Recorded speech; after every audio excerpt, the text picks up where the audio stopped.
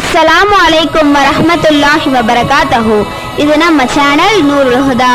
தலைப்பை பார்ப்போம். அல்லாஹ்வுக்கு பிரியமான இடம் பள்ளிவாசல், வெறுப்பான இடம் கடைவீதி.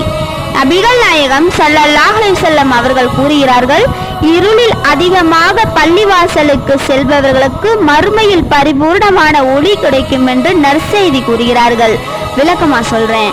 மறுமை நாளின் பயங்கரத்தில் மனிதர்கள் சிக்கி தவிக்கும் போது இருளில் பள்ளிவாசலுக்கு நடந்து சென்றவர்களுடைய மதிப்பு விளங்கும். இன்று இருளில் நடந்து சென்ற சிரமத்திற்கு பகரமாக அந்நாளில் சூரியனை விட அதிகம் பிரகாசம் உள்ளவர்கள் அவர்கள் ஆகிவிடுவார்கள். கியாமம் நாளில் ஒளி வீசும் அவர்களுக்கு ஆசனங்கள் எவ்வித கவலையும் மற்றவர்களாக அமர்ந்திருப்பார்கள். மற்றவர்களோ அந்நேரத்தில் திடுக்கத்தில் இருப்பார்கள் என்று நபிகள் நாயகம் ஸல்லல்லாஹு அலைஹி வஸல்லம் அவர்கள் கூறுகிறார்கள். அல்லாஹ் தஆலா கியாமம் நாளில் என்னுடைய பக்கத்து வீட்டார் எங்கே என்று கேட்பான். மலக்குகள் உன் பக்கத்து வீட்டார் யார் என்று கேட்பார்கள். மஸ்ஜிதுகளின் தொழுகையின் மூலம் செழிப்பாக்கியவர்கள் என அல்லாஹ் கூறுவான்.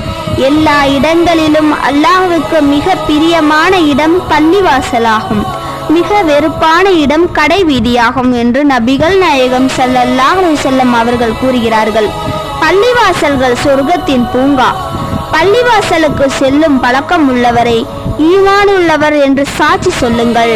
நபிகள் நாயகம் ஸல்லல்லாஹு அலைஹி வஸல்லம் அவர்கள் கூறுகிறார்கள், நன்மையான 3 காரியங்கள் இருக்கிறது. அவற்றின் நன்மைகளை நீங்கள் விளங்கினால் சண்டை செய்தாவது அதை அடைய முற்படுவீர்கள். 1. வாங்கு சொல்வது. 2. ஜமாத் தொழுகைக்காக நடுப்பகலில் வெயிலில் செல்வது. 3. ஜமாத் தொழுகையில் முதல் வரிசையில் தொழுகுவது. கியாமம் நாளில் மக்கள் குழப்பத்திலும் பயங்கரத்திலும் இருப்பார்கள். சூரியனின் வெப்பம் மிக கடுமையாக இருக்கும். அப்போது 7 வகையான மனிதர்கள் அல்லாஹ்வின் அருளில் நிழலில் இருப்பார்கள். அவர்களின் ஒரு வகையினர் பள்ளிவாசலிலேயே தங்களது உள்ளத்தை லயிக்க வைத்தவர்கள். ஏதேனும் தேவைக்காக வெளியே வந்தாலும் திரும்பவும் பள்ளிவாசலுக்கு செல்ல வேண்டுமென்றே ஆசைப்படுவார்கள். மஸ்ஜிதுடன் அன்பு வைப்பவர் மீது அல்லாஹ் அன்பு வைக்கிறான் என்று நபிகள் நாயகம் ஸல்லல்லாஹு அலைஹி வஸல்லம் அவர்கள் கூறுகிறார்கள். நூருல் ஹுதா சேனலுடன் இணைந்திருங்கள். இன்ஷா அல்லாஹ் அடுத்த பயானில் சந்திக்கிறேன்.